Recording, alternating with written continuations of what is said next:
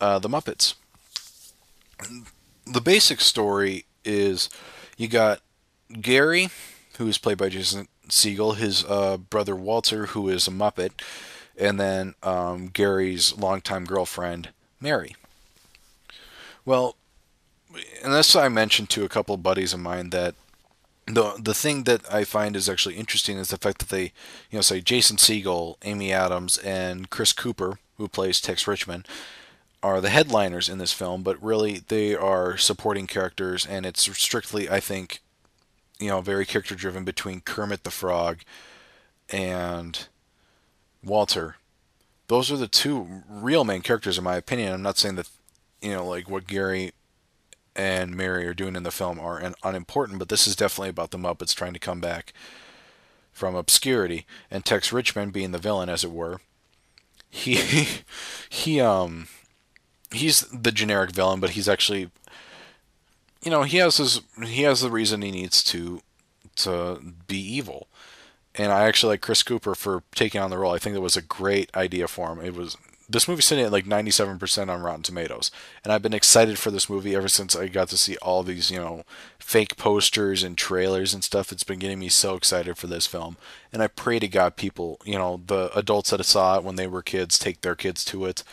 I hope that this transcends because this was a great movie to watch, plain and simple. Okay, I'll go there right now. It was a great movie. So the story of Gary and Walter gets explained, fairly quickly. It was just saying, "Hey, this is my brother. We grew up together." And the one thing with Walter is that he has a tendency of he relies on Gary a little bit for the emotional support, and as a way of, when he got made fun of occasionally, he relied on watching the Muppets, which ended up happening by, kind of like accident or whatnot. And he used that to kind of keep himself from getting hurt from the outside world. Not saying he was sheltered, but like if someone made fun of him, like Halloween in like the 1980s, he got made fun of. And he ended up watching the Muppets. He dressed up as Kermit the Frog, and people are like, "What is this, 1970s or 1980?" Whatever, however it worked. And so he ended up just going home and watching the Muppet Show, and Gary sat there with him and watched it with him. So then we fast forward to today, where we get this nice little musical number establishing Gary is a pretty happy-go-lucky guy, and he's with Mary. Mary apparently is kind of like a industrial tech teacher. The way that they play off Small Town, USA, or Smallville, I think it was Small Town, is, yeah, I can't remember what it was called, Smallville? Yeah, I can't remember. It was Small something. Well, anyways, the town was established as kind of a 1950s-esque type town, which is irrelevant to the story. Well, anyways, Gary, for a 10th anniversary present to Mary, they end up, he's like, we're going to go to Los Angeles. But of course, he invites Walter, which you can tell causes friction. Right away, you can tell it causes a little bit of friction with Mary. Mary's like, "Oh, okay, yeah, I guess we can."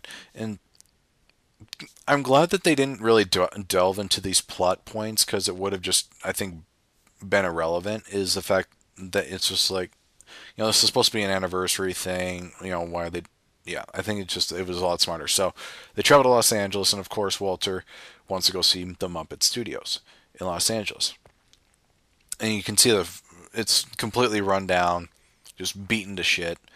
And so they see that there's a tour around the corner, so then they go there, and it's just those three plus an Asian couple who think that they're at Universal Studios. Well, so they're going through the tour, and of course Walter is like, "Oh," he sees Kermit's office, as it were, and you can tell that the tour guide, played by Alan Arkin, is very apathetic and doesn't give a crap about what he's doing, and like all the spots are completely closed off and just run down.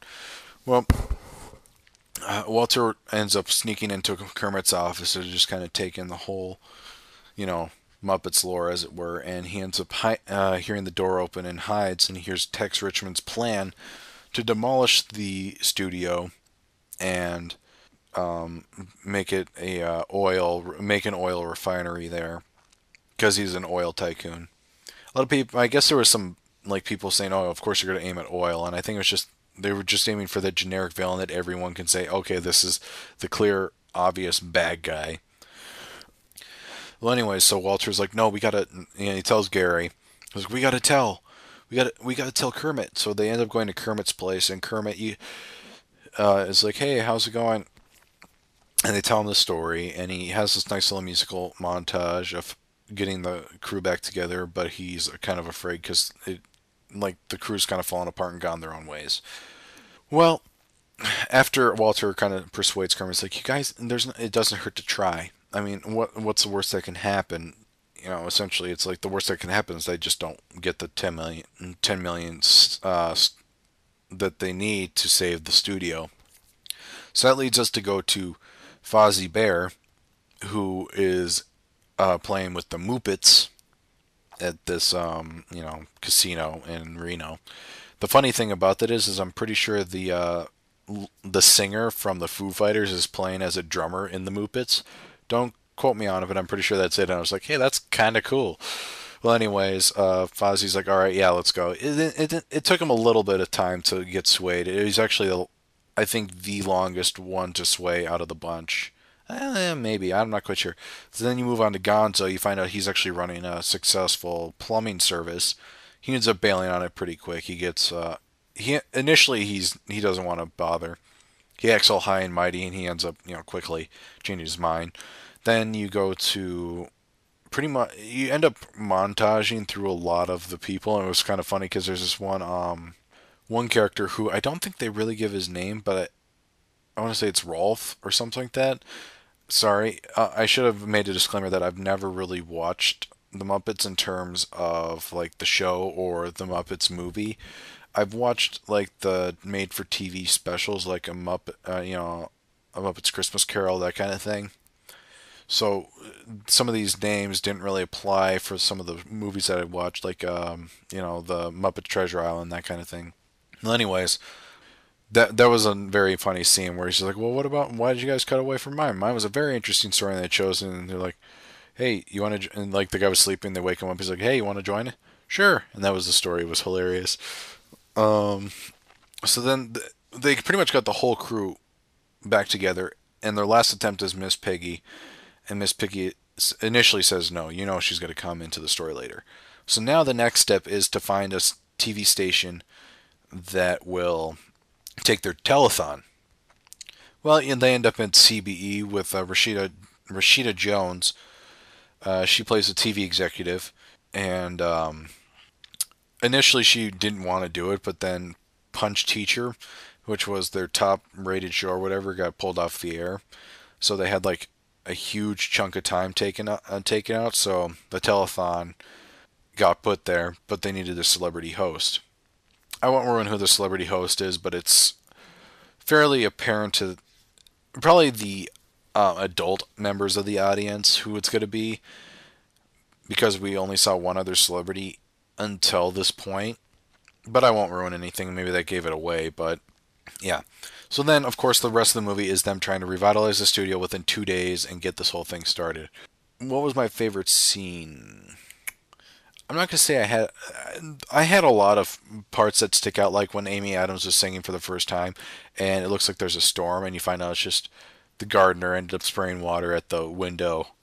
Just these little, misdirections, which makes it funny. Like, you see the stars or sorry, maps to movie stars' homes, that kind of thing, and you look at it, and they're like, Walter's like, pull over, I got an idea, and they end up getting chili dogs, that kind of thing. Like it's this classic misdirection that you expect it's going to be just a plain old joke or whatnot, and they end up going somewhere else with it.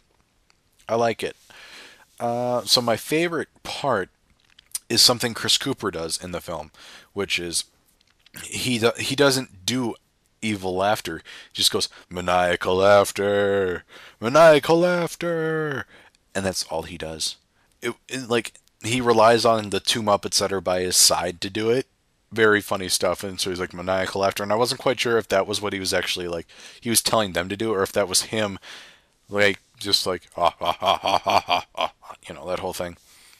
That kind of crap, and it was funny. It happens a couple times, and I love it. It's funny. So what would I give this first score? I'm gonna give it a 4 out of 5. It is an excellent film. What keeps it from the five, I guess, is the fact that the story is very basic. The humor is spot on. You guys will love it. Adults will laugh. Kids will laugh for different reasons. it's going to be the movie that I think a lot of people are going to want to see, and I hope they see because it deserves the praise. Is that I think people can relate on personal levels and also relate on in different levels. It's a good mixture of, what all of us kind of are going through in our lives, that kind of thing. And maybe I'm going a little too deep with it, but it is a great film. Please go and watch it over the course of this Thanksgiving weekend, okay? So yeah, 4 out of 5 for the Muppets.